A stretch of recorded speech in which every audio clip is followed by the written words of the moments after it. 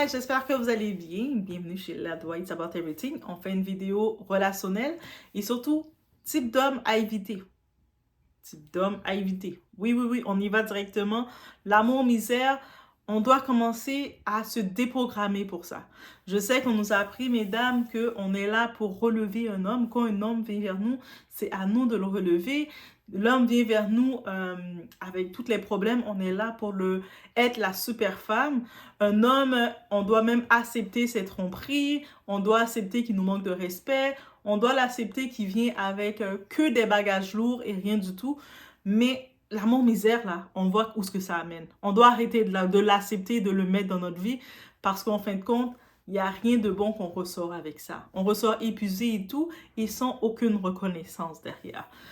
Et là, maintenant, il y a un certain type d'hommes, là, on peut maintenant les détecter. Ça doit être un red flag, ça doit être une alarme qui sonne dans votre tête quand vous les voyez. Quand vous commencez à apprendre à discuter, vous êtes dans la phase de dating, vous apprenez à discuter avec la personne, et puis il lance ces petites phrases-là, et vous l'observez autour, comment il traite sa mère ou les femmes autour de lui. C'est vous allez faire...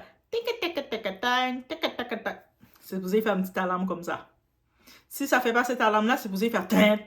L'alarme est supposée être forte. On est chez Ladwa encore, About Everything, on y va.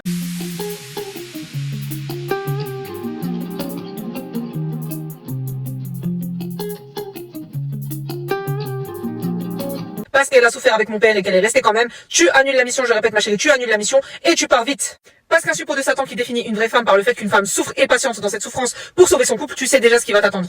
C'est-à-dire qu'il va attendre de toi que tu souffres et que tu patientes comme sa mère pour être une vraie femme à ses yeux. Et ça veut dire qu'en plus ce mec n'a absolument aucune empathie pour la femme qu'il a mis au monde. Plutôt que d'avoir de la peine pour sa mère qui s'est sacrifiée et de se dire qu'elle aurait mieux fait de partir pour être heureuse dans sa vie, lui il va trouver que c'est une bête de meuf parce qu'elle a supporté toutes les foutaises de son daron. Pour moi, clairement, un des pires défauts que tu peux retrouver chez un homme, en dehors du fait que ce soit un gros rat, c'est le fait qu'il n'ait absolument aucune empathie pour les femmes. Et comment tu veux qu'il ait de l'empathie pour toi alors qu'il en a même pas pour sa grosse daronne? Je vous dis les filles, c'est vraiment un test à faire. Regardez comment le mec avec qui vous projetez de vous marier parle de la relation de ses parents. Et ça vous donnera une grande idée de quel type de relation il va vouloir dans sa vie. Et ça vous donnera également une idée de ce qu'il attend de vous. S'il prône la culture de la patience et de la souffrance, vraiment, est-ce que vous voulez vivre là-dedans? Comment tu peux penser que ça va être un bon mari alors que c'est déjà même pas un bon fils? Le mec, il adresse la parole à sa mère que pour lui demander ce qu'il va manger ce soir. Par contre, le fait qu'elle ait subi, il a même pas un tout petit peu peine pour elle. Lui, il pense juste au fait qu'il a kiffé que ses parents soient encore ensemble. Sur ce, moi, j'aimerais bien savoir ce que vous en pensez dans les commentaires. Est-ce que vous pensez qu'un homme peut manquer d'empathie pour sa mère et très bien se comporter avec sa femme? Parce que moi, clairement, la réponse est non. Sur ce, pour ceux qui ne me connaissent pas, je suis la bénévole de TikTok et sur mon compte, je t'apprends à ne pas finir avec un quai de bois. Qu'est-ce qu'un quai de bois, ma chérie? C'est un mec éclaté au sol. Donc si tu ne veux pas finir avec un mec éclaté au sol, n'hésite pas à t'abonner, je te donne toutes mes meilleures astuces. Ici, c'est une fille sur TikTok. Elle est influenceuse et puis elle est vraiment dans le relationnel et elle parle d'une façon comme je l'aime bien. Bien direct, bien placé. Tac! Les dépôts de Satan, les suppositoires de Satan. Pop! I love her. So, n'hésitez pas d'aller la voir aussi.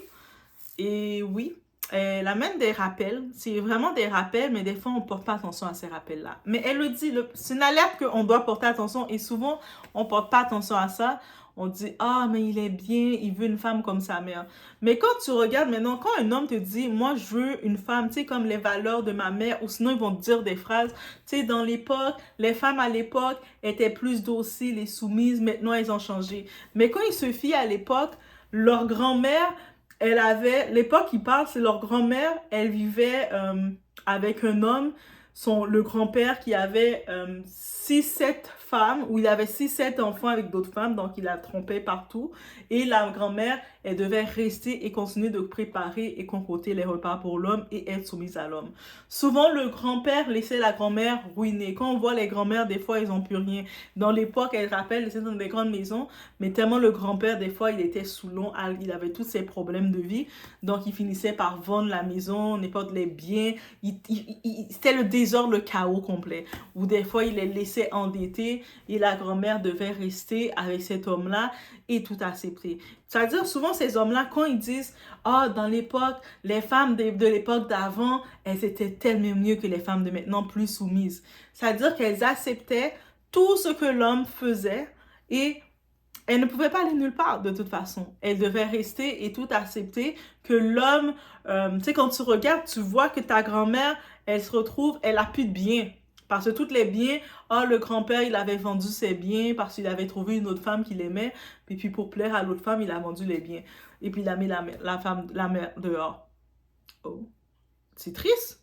Mais la grand-mère, elle finissait par l'accepter, par le reprendre, parce qu'elle n'a pas le choix. Si son mari revient vers elle, elle va au contraire aller prier, dire merci mon Dieu, mon Dieu. Et la religion a rendu les gens bêtes, parce que maintenant, le mari se comporte mal, ne les respecte pas, et elles vont accepter le mari, va les battre, va les insulter, ne pas les respecter, les amener la maladie et tout. Et la femme va aller à l'église. Oh, je dois prier dans le combat pour mon mari, pour avoir mon mari. Je dois prier pour mon mari. Et puis, la femme, tu vas les voir encore, c'est cette même femme-là qui vont aller prendre leur argent, préparer à manger. Mon mari, il aime manger ça comme ça. Le mari, il travaille plus parce c'était un incompétent, il était trop occupé à aller emmerder les petites filles du quartier. Donc, il n'a pas d'emploi, il n'a rien. Mais c'est elle qui va aller chercher un petit peu, emprunter l'argent, faire de tout pour essayer de rapporter de l'argent autour. Vendre des petits légumes dans le coin, se lever, aller faire son café filtré. Lui, le père, il reste en dedans de la maison, réclamer sa nourriture, maltraiter les enfants. Et elle n'a pas le choix d'accepter et de rester. Mais lui, l'homme, quand il réclame ça d'une femme, il dit, les femmes, c'est comme ces femmes-là qu'elles doivent être. C'est déjà une alerte pour vous de quel genre de type que c'est. Ou sinon, même encore plus, des fois, vous allez voir, ces hommes, ils ont grandi dans un foyer toxique. C'est parce qu'il y a tant de femmes qui se font maltraiter par leur homme, par leur mari continuellement. Des fois, leurs hommes, ça semble être des hommes religieux. Ça, le pire. Ils ont des grosses chemises et tout. Ils sont à l'église, ils sont en train de lire. Mais quand ils sont dans leur foyer, ils battent leur femme, ils violentent leur femme devant les enfants, ils humilient leur femme. Là, j'aime pas ça. Pourquoi t'as fait des pattes comme ça? Ils prennent, ils le jettent. La mère s'excuse. Elle ramasse le tout. Le petit garçon, il grandit comme ça et il va dire, quand il va voir une femme, il dit, moi, ma mère, c'est une femme forte. Elle est toujours restée avec mon père malgré tout. Alors que c'est pas ça que tu dois dire. Au contraire, tu dois dire, mais non, ma mère, elle n'a pas été bien. Elle a accepté de rester avec un homme qui la manquait de respect. C'est-à-dire que toi, tu t'attends à faire pire que ton père et que ta femme doit rester avec toi. Mais alors que nous, les femmes, on est comme non. Pourquoi je vais prendre toi, petit bâtard, petit enfant de Satan, et puis je vais accepter que tu me dérespectes, que tu fais tout pour moi, et puis en plus, maintenant, ces hommes-là, ils amènent 50-50. Hein, oui. Mais dans le 50-50, ils vont vouloir avoir le contrôle de leur grand-père. La différence, leur grand-père, leur père, ils maltraitaient leur femme, ils les trompaient, ils faisaient des enfants dehors, ils amenaient des virus, des maladies, mais il n'y avait pas nécessairement 50-50 parce que ces femmes-là restaient toute la journée dans la maison ou elles restaient avec les enfants et géraient un petit peu le tout dans le foyer. Mais là, maintenant, on est dans la génération que ces hommes-là, ils veulent faire le 50-50 financièrement, c'est-à-dire qu'ils ont retiré leur charge de 50%, mais ils veulent que la femme fasse son 100% comme leur mère faisait, ce qui ne fait plus de sens. Donc, c'est-à-dire que ta mère faisait le 100% dans le foyer parce que c'était comme ça la loi. Mais le père, lui, il n'avait pas le choix d'être en charge 100% des finances. Maintenant, on est dans un ère où, avec le temps, la différence du temps, on a besoin des deux finances. Mais là, eux autres, ils réclament, non, mais les femmes dans le temps, elles obéissaient à l'homme et c'était comme ça. Mais si toi, t'as retiré tes responsabilités, tu sais, toi, là, tu étais au pouvoir, tu as décidé de retirer toutes tes fonctions, tu as délégué, tu as dit, je délègue mes pouvoirs, je te remets femme, tu es responsable. Mais tes responsabilités viennent avec le pouvoir. Justement, et ça, ils veulent pas le comprendre. Quand tu dis ça, ils vont te dire, moi, ma mère était comme ça, elle a toléré mon père. Des fois, là, il y a beaucoup de ces femmes-là, dans les époques, elles sont même contaminées par leur mari. Leur mari les a même contaminées du sida. Et puis, elles restent dans le foyer cachées, elles prennent leurs médicaments, elles restent dans le foyer. Eux autres, ils voient leur mère souffrir comme ça à cause de leur père. Leur père, ou sinon, il vient faire des enfants avec des filles dehors, les filles de plaisir, les filles de joie. Et puis, les filles, elles viennent même insulter leur mère dans le foyer. Elles viennent, ah, voici l'enfant, occupe-toi de l'enfant, grosse conne. Et elles viennent insulter votre mère devant vous. Et eux autres, le fait qu'ils voient la mère qui reste dans le foyer, ils sont contents. Ils disent, ouais, ma mère, c'est une bonne femme. Malgré tout l'enfer que mon père l'a fait vivre, elle reste avec mon père. Mais l'affaire, il faut comprendre, souvent, ces femmes-là, elles restaient avec leur père qui les a fait vivre l'enfer parce que soit qu'elles étaient rentrées tellement vite dans le mariage qu'elles n'ont pas eu le temps de se planifier, d'avoir un minimum de quelque chose. Ça, je vous dis, mesdames, même si l'homme est riche, a de l'argent, ayez quand même un minimum quelque chose avec vous. Que ce soit, vous ayez un diplôme de coiffure et esthétique. Même si vous allez au moins pouvoir aller travailler temps partiel dans un salon de coiffure, allez faire ça.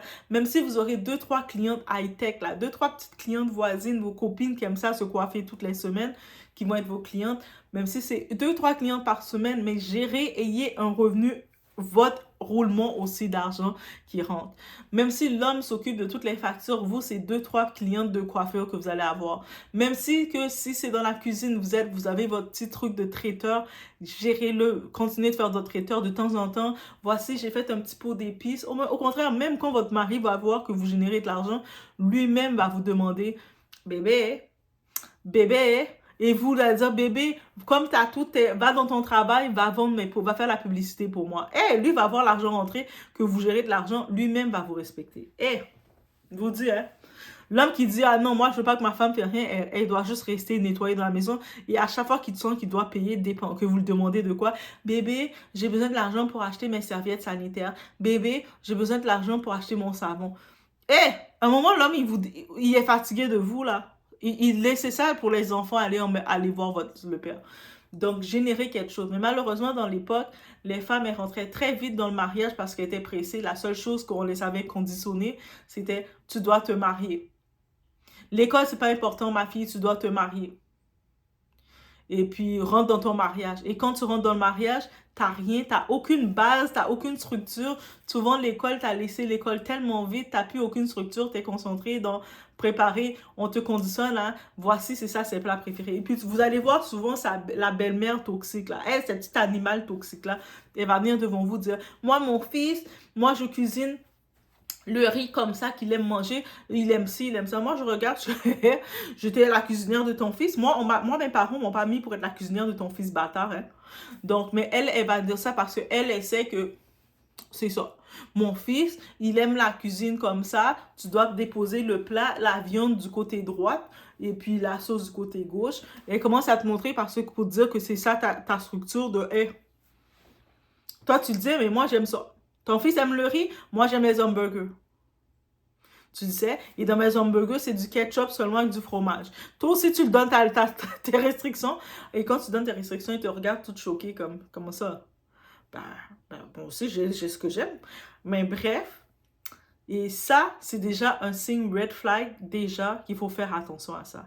C'est un signe red flag, c'est un drapeau rouge. Dès qu'il commence à vous dire « Oh, moi, ma mère, c'est une femme forte. » Et puis, il dit pas sa mère, c'est une femme forte, qu'il l'admire parce que sa mère, comme oui, il l'a vu se débrouiller par elle-même, qui travaillait, qui se tenait debout. Elle n'amenait pas n'importe quel homme pour avoir des relations, elle n'était pas sur OnlyFans. Non, et c'est pas comme ça qu'ils se vendent de sa mère. Ils se vendent de sa mère parce que ma mère, malgré toute la misère que mon père l'a donnée, elle est restée. Et puis lui, c'est ça la vision qu'il a de sa mère. Et puis, en vous disant ça, il a cette image-là, ça veut dire qu'il va vous faire l'enfer.